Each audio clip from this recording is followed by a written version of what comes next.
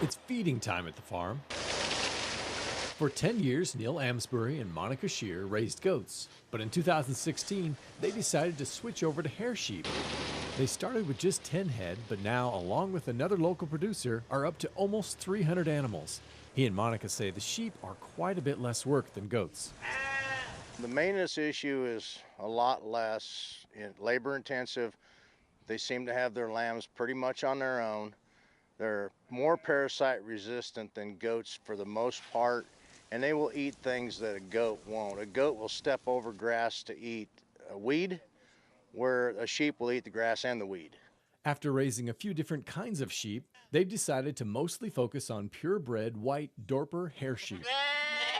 The Dorpers are really good about showing up and being there and nestling them. And the lambs are very good lambs as far as, they almost are born and go right to try and find the teat, because they know that they need something to eat.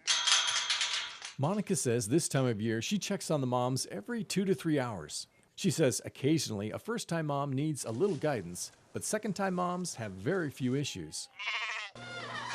They put the lambs born in the last 24 hours inside the nursery barn. They check out the moms and get the lambs their shots and tags.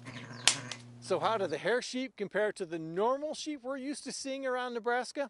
Well, instead of wool, they have hair like a goat. The one thing that the hair sheep has over the wool sheep is that they don't have to be sheared. So the heat doesn't seem to bother them as much, whereas they were developed in South Africa.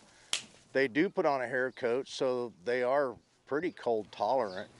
Neil says they're always working on prolificacy. The more lambs they have, the more profitable they are. What we do is we shoot the breed for every 8 months. And a ewe, generally if she's in good shape and has right feed, will have twins every 8 months. About the only downside to the hair sheep industry in Nebraska, according to Neil, is it's not big enough yet. But he's working to fix that by gearing their operation to sell off quality breeding stock to other producers. People will say, well, you're creating your competition. But in a lot of ways, we're creating a competitive market. In mid-March, the Mid-States Hair Sheep Cooperative, which Neil is a part of, is having a breeding stock sale to help out new producers or for those wanting higher quality animals. Even if they don't buy, but to come and look and to demonstrate what is available. It's hard to know how quickly the hair sheep industry will grow in Nebraska, but what I know is growing is Monica's love for these animals.